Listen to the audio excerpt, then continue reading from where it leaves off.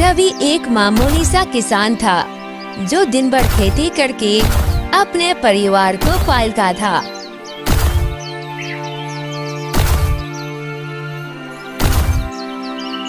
गांव में रवि का एक बहुत छोटा सा घर था जो बहुत कच्चा और उसकी छत भी टूटी हुई थी, परंतु रवि अपनी पत्नी सीता के साथ बहुत खुश था क्योंकि वो हर हाल में उसका साथ देती थी।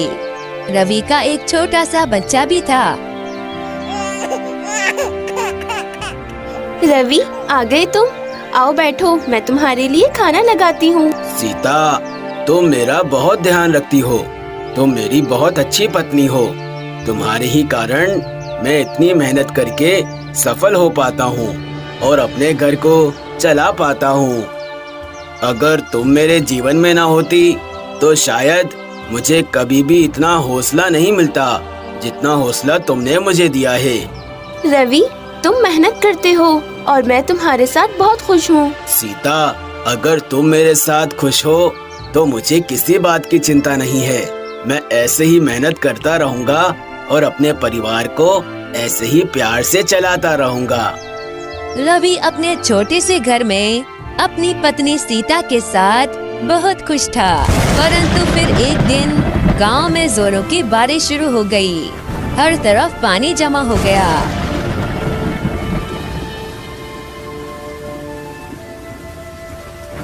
रवि का घर बहुत कच्चा था और उसकी छत भी टूटी हुई थी। इसी कारण बारिश का सारा पानी घर के अंदर जा रहा था।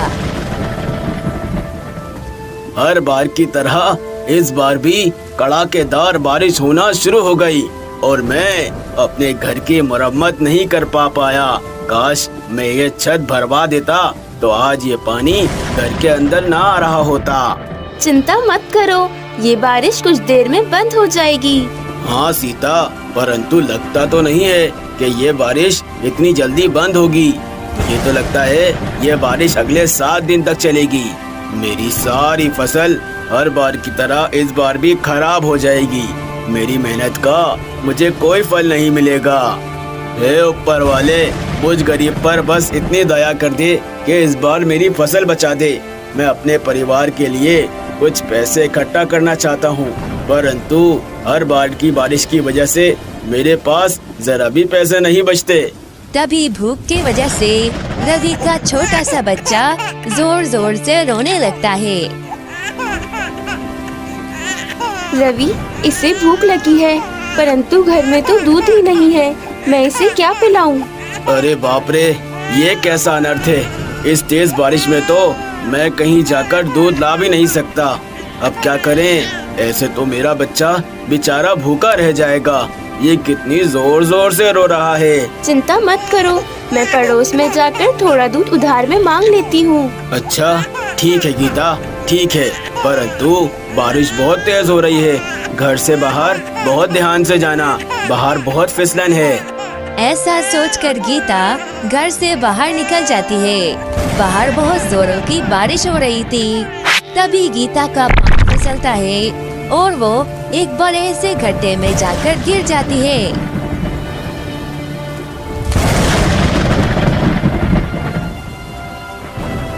अरे ये सीता कहाँ रह गई?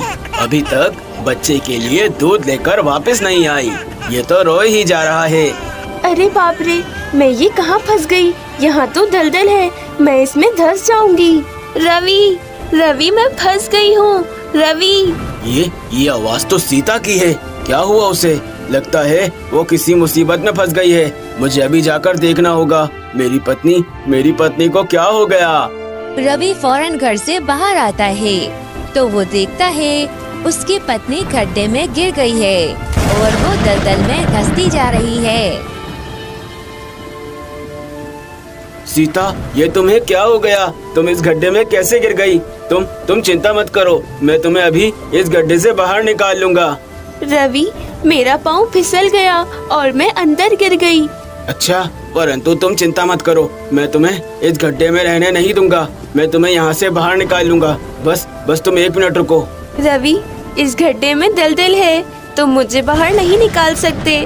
मैं इसमें धंस रही हूँ। क्या इस गड्ढे में दलदल है। अरे बाप रे, ये क्या हो गया? सीता, ये तुम कहाँ गिर गई? हे ऊपर वाले, मुझे कोई रास्ता दिखा। ये मेरी पत्नी के साथ क्या हो गया? मैं अपनी पत्नी को ऐसे नहीं छोड़ सकता, मुझे इसे बाहर निकालना है। रवि, मेरी फिक्र मत करो, बस तुम हमारे बच्चे गोपाल का ध्यान रखना। सीता, ये सब तुम क्या कह रही हो? ये तुम कैसी बातें कर रही हो? ऐसा लगता है तुम मुझे छोड़कर जा रही हो। मैं अकेले गोपाल का ध्यान नहीं रख पाऊंगा, तुम्हें मेरे साथ ही रहना होगा। सीता, तुमने मुझसे वादा किया था, तुम जीवन भर मेरे साथ रहोगी। अब तुम मुझे छोड़कर नहीं जा सकती, तुम मेरे साथ ही रहोगी। रवि, मुझे माफ कर दो, मैं अपना वादा पूरा नहीं कर पाई। वहाँ बैठा रवि कुछ भी नहीं कर पाता और सीता आहिस्ता आहिस्ता उस दलदली मिट्टी में धंसती जाती है। धीरे धीरे सीता उस दलदली मिट्टी में पूरा समा जाती है और रवि ये सब देखकर बहुत रोने लगता है। हे ऊपर वाले, ये मेरे साथ क्या हो गया? मैं जिसके भरोसे अपना जीवन गुजारता था, अब तो वो भी नहीं रही। रवि का बच्चा गोपाल जोरों से रो रहा था। वो बारिश में भीग रहा था और उसे जोरों की भूख भी लग रही थी, परंतु उसे दूध पिलाने वाला कोई नहीं था। चुप हो जाओ गोपाल, चुप हो जाओ। तुम्हारी माँ भी अब नहीं रही और तुम्हारी भूख को मैं कैसे शांत करूं? इस बारिश में मैं कहां से तुम्हारे लिए दूध लेकर आऊं? तभी अचानक चमत्कार होता है। एक बकरी वहां से चलती हुई आती है और गोपाल के पास आकर रुक जाती है। देखते ही देखते वो बकरी गोपाल को अपना दूध पिलाने लगती है और गोपाल उसका दूध पीकर काफी शांत हो रहा था। सीता, अब तुम जीवित नहीं हो, परंतु फिर भी तुम बकरी के रूप में आकर अपने बच्चे का कितना ध्यान रख रही हो। तुम एक माँ हो, तभी तुम्हें अपने बच्चे का बहुत ख्याल है। तुमने अपना वादा पूरा कर दिया सीता, तुमने अपना वादा पूरा कर दिया। फिर कुछ दिनों में बारिश बिल्कुल बंद हो जाती है। वो बकरी अब रोज रवि के बच्चे गोपाल को दूध पिलाती थी और उस बकरी का दूध पीकर रवि का छोटा सा बच्चा बिल्कुल शांत हो जाता था। ये सब कुछ देखकर रवि अंदर ही अंदर थोड़ा खुश हो गया था। रवि दिन भर मेहनत करता और अपने बच्चे को पढ़ाने के लिए वो पैसे कमाता।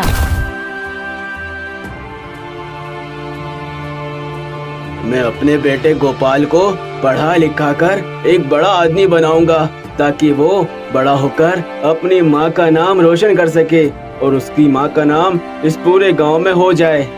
रवि ने उस गड्ढे की जगह को भर दिया था और वहाँ पर सीता की निशानी के तौर पर काफी सारे फूल लगा दिए थे।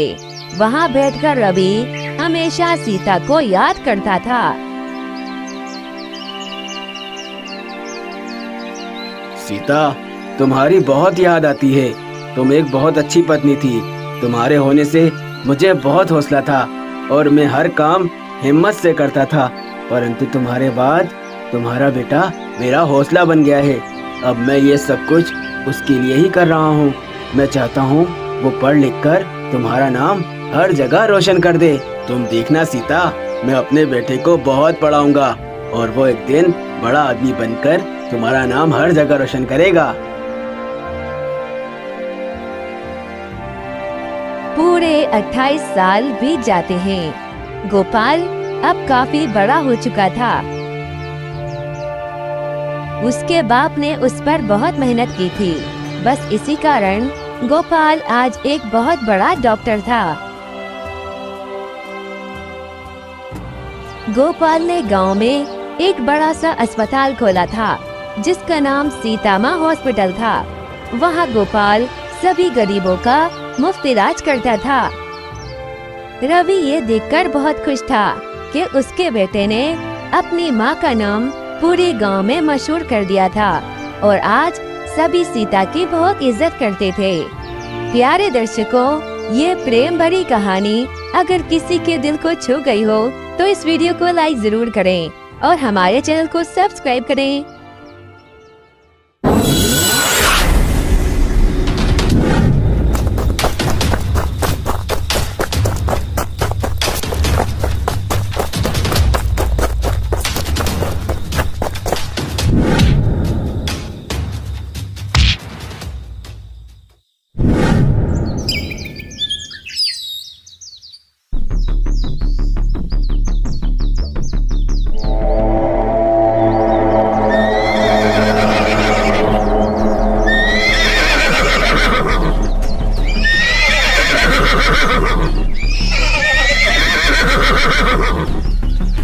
अरे क्या हो गया इन घोड़ों को?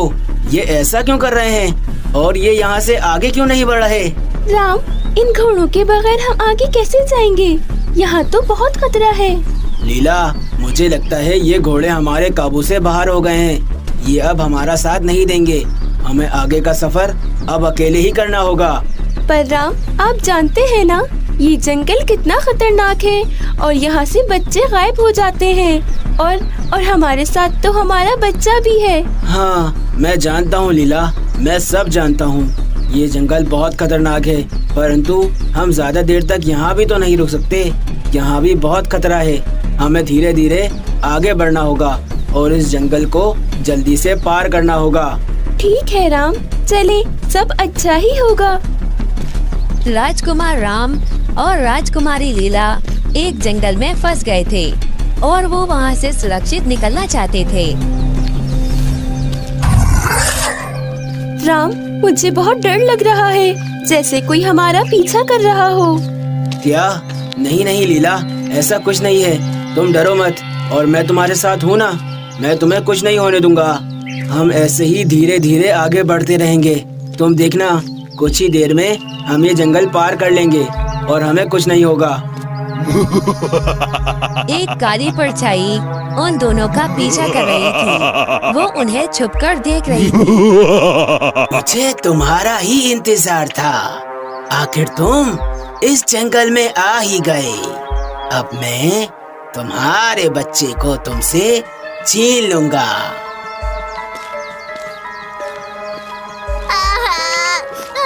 राम, हमारा बच्चा बहुत रो रहा है, इसको शांत करना होगा। चलो थोड़ी देर आराम कर लेते हैं। हाँ लीला, शायद तुम ठीक कह रही हो। हम काफी देर से चल रहे हैं। तुम भी बहुत थक गई होगी। चलो हम कोई सुरक्षित जगह ढूंढकर वहाँ पर थोड़ी देर आराम कर लेते हैं। उसके बाद हम दोबारा से अपना सफर शुरू करेंगे। राम और लीला एक बड़े पेड़ के नीचे बैठ जाते हैं। उनका बच्चा भी अब शांत हो जाता है। लीला, हम जिस काम के लिए इस राज्य में आए थे वो काम तो हुआ नहीं, उल्टा हम इस जंगल में और फंस गए। मेरे पिताजी ने कहा था मेरा छोटा भाई जो काफी सालों पहले इसी जंगल में गुम हो गया था, उसे मंत्री जी ने यहीं कहीं देखा है। इसका मतलब शायद वो आज भी जिंदा है। पिताजी की तबीयत भी बहुत खराब है। अगर वो अपने आखिरी समय में अपने छोटे बेटे को देख लेते तो वो कितना खुश हो जाते। परंतु शिव तो हमें कहीं मिला ही नहीं। काश वो मुझे मिल जाता और मैं उसे लेकर महाराज के पास चला जाता। चिंता मत करे राम, अगर वो जिंदा होगा तो वो हमें जरूर मिलेगा। हाँ, तुम ठीक कह रही हो। अभी तो इस जंगल से सुरक्षित निकल जाएं, मुझे बस इसी बात की चिंता है। तुम दोनों इस जंगल से सुरक्षित नहीं निकल सकते। तुम सभी ने मिलकर मुझे बहुत दुख दिया है और अब समय आ चुका है कि मैं अपना बदला पूरा करूं। तुमसे भी तुम्हारे इस मासूम बच्चे को छीन लूं और तुम्हारी जिंदगी को भी नर्क बना दूं। तभी एक साधु राम और लीला के पास आता है।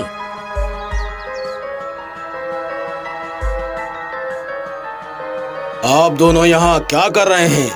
देखने में तो आप कोई राजकुमार और राजकुमारी जैसे लगते हैं, परंतु क्या आप जानते नहीं ये जंगल कितना खतरनाक है। आप यहाँ कैसे बैठे हुए हैं? बाबा जी, हम इस जंगल में फंस गए हैं। हम भी यहाँ से निकलना चाहते हैं। बस हमारा बच्चा बहुत रो रहा था तो थोड़ी देर यहाँ बैठकर इसे शांत कर रहे थे। हम जल्द से जल्द इस जंगल से निकल जाएंगे। देखो बेटा, ये जंगल बहुत खतरनाक है। यहाँ आना उचित नहीं है और तुम तो अपने साथ अपने बच्चे को भी ले आए। यहाँ कोई भी बच्चा सुरक्षित नहीं है क्योंकि एक काली परछाई यहाँ आने वाले हर बच्चे को छीन लेती है। क्या बाबा जी, ये आप क्या कह रहे हैं? ये बात तो हमें पहले नहीं पता थी। हाँ बेटा, मैं सत्य कह रहा हूँ। तुम्हारा बच्चा इस जंगल में बहुत खतरे में है। तुम्हें इसे जल्द से जल्द यहाँ से ले जाना होगा, नहीं तो तुम पर कोई भी मुसीबत आ सकती है। तुम जितना जल्दी हो सके इस जंगल से निकल जाओ। ठीक है बाबा जी, हम इस जंगल से निकल जाएंगे। हम यहाँ ज्यादा देर तक नहीं रुकेंगे।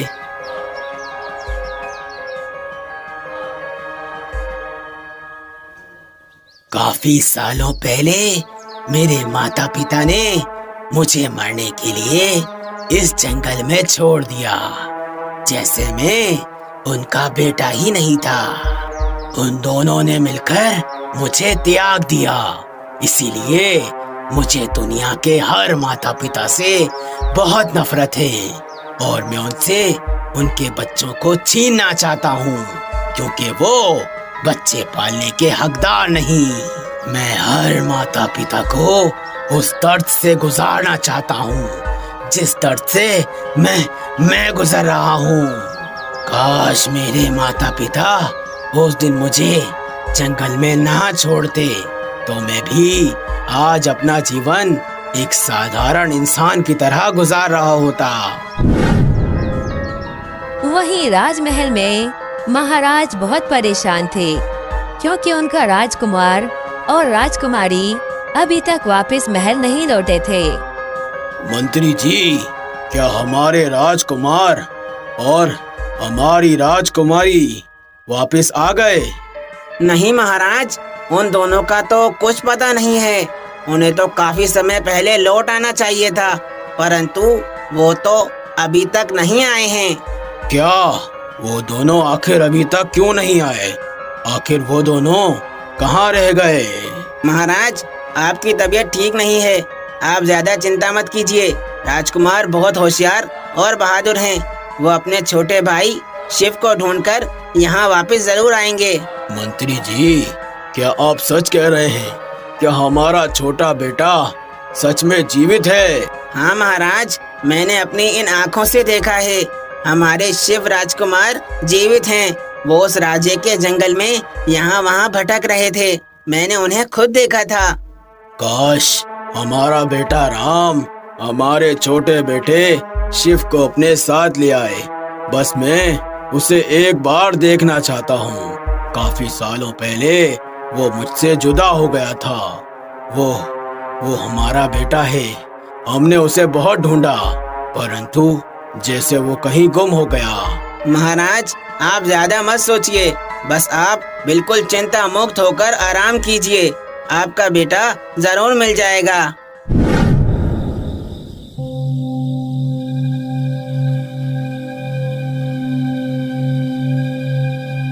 राम, रात हो गई है। अब तो मुझे बहुत डर लग रहा है। तुम इतना क्यों डर रही हो? रात ही तो हुई है। हमारे राजमहल में भी रोज रात होती है ना, तब तो तुम नहीं डरती। और तुम चिंता क्यों कर रही हो? जब मैं तुम्हारे साथ हूँ तो तुम्हें कोई खतरा नहीं है। लीला, तुम्हारी सुरक्षा मेरी जिम्मेदारी है। मैं तुम्हें कुछ नहीं होने दूंगा। समय आ चुका है तुम दोनों से तुम्हारा बच्चा छीनने का और तुम्हें वो दर्द देने का जिस दर्द से मैं इतने सालों से गुजरा हूँ। अब मैं तुमसे तुम्हारा बच्चा छीन लूंगा।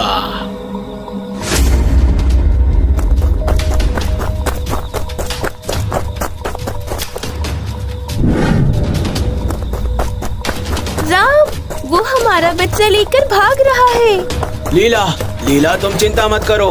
बस तुम यही रहना। मैं उसको अभी पकड़ लूंगा। मैं अपने बच्चे को कुछ नहीं होने दूंगा। तुम यहीं मेरा इंतजार करो। वो काली परछाई राजकुमार राम का बच्चा लेकर भागने लगती है और राजकुमार राम भी उस काली परछाई के पीछे पीछे भागने लगते हैं। दुष्ट काली परछाई, मैं तुझे अपना बच्चा चुराने नहीं दूंगा। मैं भी देखता हूँ तू कैसे मेरे बच्चे को लेकर भागता है। आज तेरा अंत निश्चित है। आ जाओ, मेरे पीछे पीछे आ जाओ, परंतु तुम्हारी इतनी औकात नहीं कि तुम मुझे पकड़ सको और अपने इस बच्चे को मुझसे बचा सको। तभी वो काली परछाई राजकुमार के बच्चे को लेकर वहाँ से भाग जाती है। कहाँ गया वो? लगता है मैंने उसे पीछे छोड़ दिया। अब उसके बच्चे को कोई नहीं बचा सकता। तुझे क्या लगा तू मेरे बच्चे को ऐसे ही चुरा कर ले जाएगा?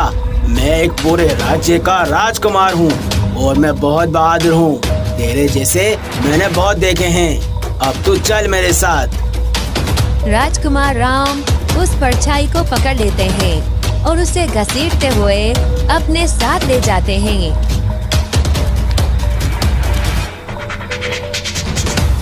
चलो अब जरा मुझे अपनी शक्ल तो दिखाओ।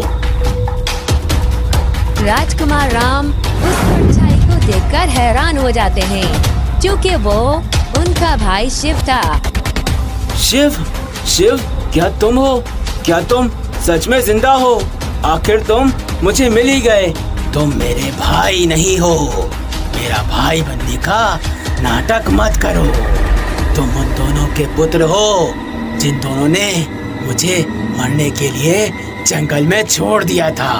नहीं शिव, ऐसा कुछ नहीं है।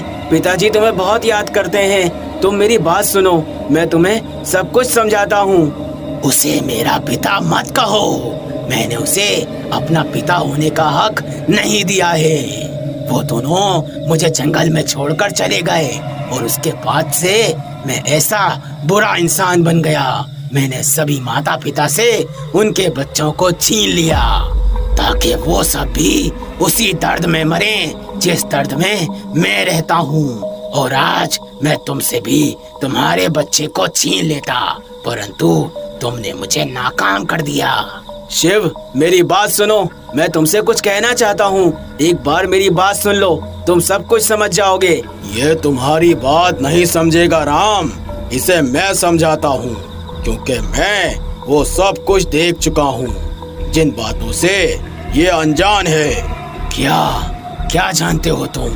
और मैं किन बातों से अनजान हूँ? तुम्हारे माता पिता ने तुम्हें जंगल में मरने के लिए नहीं छोड़ा। वो तुम्हें हर जगह ढूंढ रहे थे और तुम ही जंगल में कहीं खो गए थे। उनकी इसमें कोई गलती नहीं, वो तुम्हें ढूंढ नहीं पाए। वो तो तुम्हारा पूछते पूछते मुझ तक भी आए थे, परंतु उस समय ये बात मैं भी नहीं जानता था कि आखिर तुम कहाँ हो। तुम अपने माता पिता को दोष देना बंद करो, उनकी इसमें कोई गलती नहीं। तुमने अपने जीवन में बहुत पाप किए हैं, माता पिताओं को उनके बच्चों से दूर किया है। तुम्हें इसकी सजा भुगतनी होगी। क्या तुम सच कह रहे हो साधु? मेरे माता पिता ने मुझे जंगल में मरने के लिए नहीं छोड़ा था, बल्कि वो मुझे हर जगह ढूंढ रहे थे। हाँ, बिल्कुल ऐसा ही है, वो तुम्हें हर जगह ढूंढ रहे थे। शिव, कहाँ हो तुम? कहाँ हो तुम मेरे बच्चे? कहाँ हो तुम? मेरे पास आ जाओ। शिव, कहाँ हो तुम? शिव, मेरे बच्चे कहाँ हो तुम? अपनी माँ के पास आओ। देखो, मैं यहाँ हूँ, मेरे पास आओ। मुझसे बहुत बड़ी गलती हो गई। मैंने अपना पूरा जीवन बर्बाद कर दिया। मैंने यही सोचा कि मेरे माता पिता ने मेरे साथ गलत किया है, इसीलिए किसी भी माता पिता को ये हक नहीं कि वो अपने बच्चों को अपने साथ रखें। मैं उन सबको दर्द देना चाहता था। साधु बाबा, मैं अपनी गलती मानता हूँ। मैं अपनी गलतियों का प्रायश्चित करना चाहता हूँ। मैंने जितने भी बच्चे चुराए हैं, मैं उन सभी को उनके माता पिता के पास वापस लौटा दूंगा।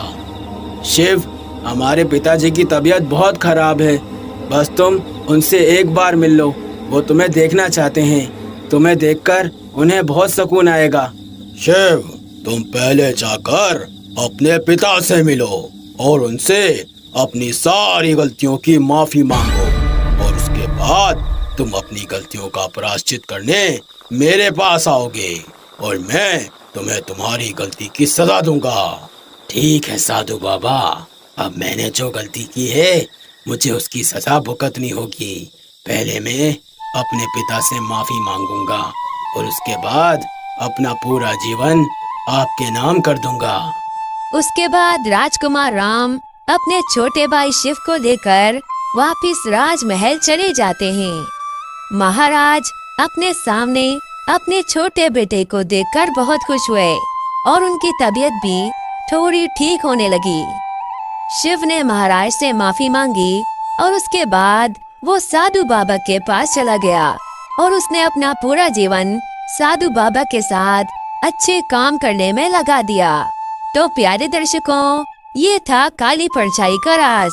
अगर आपको ये कहानी अच्छी लगी तो इस कहानी को लाइक कीजिए और हमारे चैनल को सब्सक्राइब कीजिए।